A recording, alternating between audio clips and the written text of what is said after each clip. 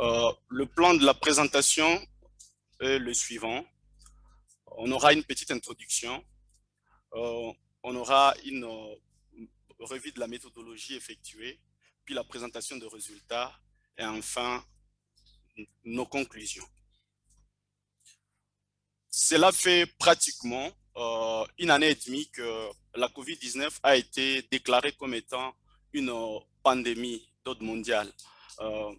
Et des nouveaux termes ont émergé dans notre vocabulaire, des termes qui existaient bien sûr, mais qui sont devenus un peu plus courants. On voit dans ce sens-là, dans le Web Cloud qui est présenté, des mots comme quarantaine, des mots comme Zoom, l'outil qu'on utilise maintenant pour la conférence, des mots comme outils de protection, donc des mots comme rester à la maison, mais aussi des mots comme gonflement de la courbe. Voilà. Maintenant, par rapport à ces nouveaux concepts qui ont émergé, nous avons essayé de nous poser une question sur la possibilité de l'implication, oui, sur la possibilité de l'implication des étudiants en médecine dans la recherche, et beaucoup plus particulièrement la recherche sur les notions de chirurgie globale. Voilà. Nous sommes donc une organisation qui regroupe environ 50 groupes nationaux de travail qui sont dans 50 pays. Et c'est cela comprend environ 5000 étudiants qui implique aussi des résidents en chirurgie, en anesthésie et réanimation, ainsi qu'en obstétrique et gynécologie. Maintenant, il est point d'expliquer, c'est que la chirurgie globale, il y a une dichotomie. Souvent, on parle de chirurgie globale, d'autres parlent de chirurgie mondiale. C'est certainement qu'il y a une torsion du vocabulaire quand on parle de chirurgie globale. Les termes spécifiques, c'est chirurgie mondiale. C'est quoi donc la chirurgie mondiale? C'est un domaine d'études, de recherche et de pratique, mais aussi de plaidoirie, qui s'attelle à améliorer l'accessibilité aux soins chirurgicaux, anesthésiques et obstétricaux, en mettant un accent sur les populations le moins desservies. Ce terme a vu le jour en 2008, puisque c'est un terme très récent, lorsque le fondateur de l'organisation Partner Health, Kim et Paul Fama, ont déclaré la chirurgie comme étant l'enfant délaissé de la santé publique mondiale.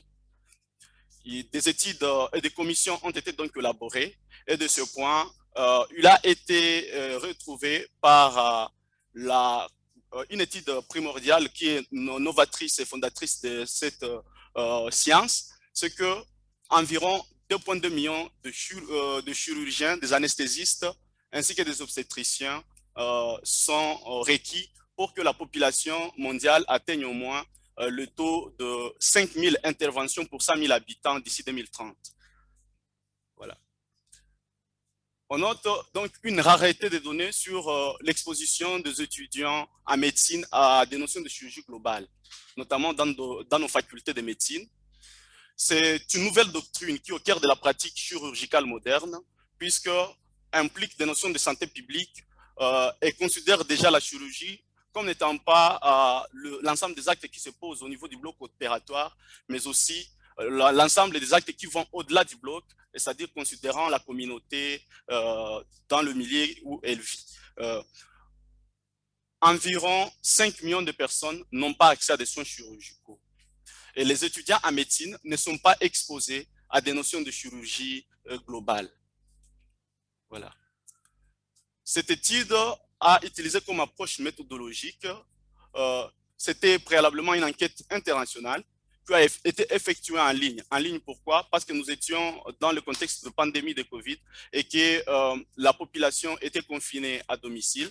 Donc, l'approche en ligne a été la plus pratique.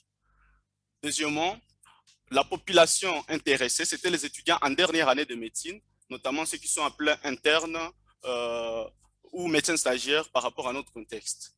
L'objectif était de collecter des données de meilleure qualité, notamment sur la pertinence de l'exposition des étudiants en médecine à la chirurgie globale à travers le monde, mais aussi d'évaluer leur niveau de connaissances par rapport à différents facteurs, notamment le facteur qui permet de comprendre les indicateurs du Lancet Commission Global Surgery. Voilà. Cette étude a été effectuée dans environ 22 pays. Environ 1593 étudiants en médecine ont pris part à l'étude et 144 facultés de médecine ont pris part à l'étude. Voilà. Par rapport à la distribution des étudiants qui ont pris part à l'étude par rapport aux régions de l'OMS, il est notable que la majeure partie des étudiants vivaient dans des pays à faible et moyen revenu et venaient de la région OMS, donc de la région Afrique de l'OMS. Quand on voit par rapport à la distribution de pays, le Bangladesh revient comme étant le pays qui a eu beaucoup de représentation, avec environ 307 étudiants qui ont participé. Voilà. Par rapport aux résultats, le niveau de connaissances en chirurgie globale est très faible parce que 19,5% seulement des étudiants étaient à même de répondre correctement par rapport aux facteurs impliqués. Deuxième élément important, c'est que par rapport au degré d'exposition, les étudiants des dernières années n'avaient pas à 82,3% une exposition aux notions de chirurgie globale. Et en troisième position, les étudiants considéraient en majeure partie, donc presque la moitié, plus de la moitié, considéraient que la chirurgie globale reste une notion importante. Et comme les ressources, environ 80,4% des étudiants voudraient avoir des ressources additionnelles sur des notions de chirurgie globale. Comme choix de carrière, 42,1% des étudiants vous considérez la chirurgie globale comme étant un possible choix de carrière dans l'avenir et environ 78% des étudiants ont considéré la chirurgie globale comme n'étant pas accessible suite à plusieurs barrières, notamment le coût élevé des études. Voilà. Nous continuons avec la présentation de résultats et il est démontré que environ la majeure partie des étudiants n'avaient pas une exposition. C'est seulement dans 11,5% des facultés de médecine considérées où les notions de chirurgie globale étaient enseignées. Dans ce groupe de facultés, c'est seulement au moins 17,7% de participants qui ont eu une exposition à des notions de chirurgie globale uniquement aux réseaux sociaux et environ plus de la moitié considéraient que la notion de chirurgie globale reste importante et environ la majeure partie des participants voudraient avoir des modules complémentaires dans leur cours de chirurgie. En conclusion, cette étude n'est rien d'autre qu'un exemple qui permet de démontrer que les étudiants peuvent continuer à participer à la recherche en intégrant une possibilité de disséminer des questionnaires via des enquêtes en ligne. Deuxièmement, l'étude Isomers démontre clairement qu'une étude sur la chirurgie globale près et auprès des étudiants, par les étudiants, reste possible malgré le contexte de pandémie. Troisièmement, le résultat de cette étude reste la seule évaluation complète des aspirations, connaissances des étudiants en chirurgie globale à ce jour.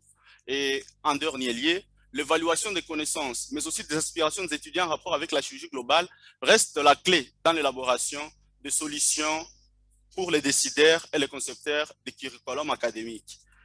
Donc, cette étude a pris la participation de plusieurs étudiants, mais aussi de plusieurs chercheurs dans le monde, notamment professeurs aussi, dont les noms suivent. Je dis et je vous remercie.